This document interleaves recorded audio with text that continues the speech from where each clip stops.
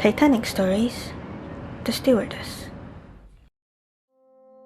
Mrs. Anne Robinson, or Annie for short, was a stewardess in the Titanic from Bedford, England.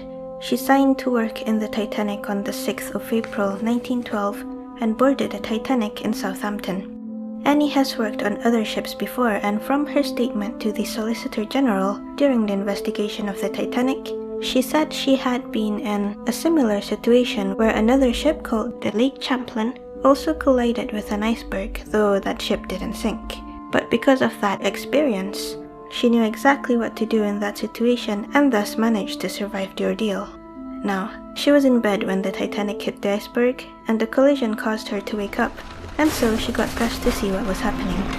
Outside, she saw men going back and forth to and from the direction of the stairs to the mailroom, and when she saw the captain and Mr. Andrews, who was the ship's architect, she followed them. This is when Mr. Andrews noticed her and said, "You, put your life belt on and walk about, and let the passengers see you." Dumbfounded, she replied, "It looks rather mean," to which she responded firmly with, "No, put it on. Well, if you value your life, put your belt on."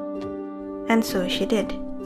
When she finally got to the top of the stairs leading down to the mailroom, she saw that the floor was flooded and had reached as high as 6 steps towards E deck. E deck was the floor that she was in. Now mind you that the mailroom was at G deck, which was 2 floors below E deck, so G deck was definitely fully flooded. This was when she finally came to a conclusive realization that something was seriously wrong. So, being a stewardess, she went to look for the people that she had attended.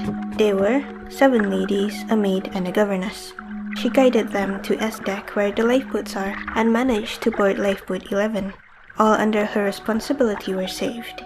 Now, a few years later, after the Titanic sinking, on the 9th of October 1914, Annie was working on another ship called the SS Denovian. The reason she was on that ship was to travel to Boston to visit her daughter, so she took the opportunity to work while traveling.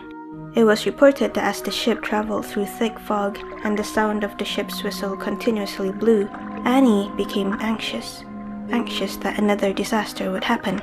This was probably because of PTSD that no one at the time knew about, because PTSD was only acknowledged during the 1980s. So that night of the 19th October, she jumped off the SS Denovian's deck to her death.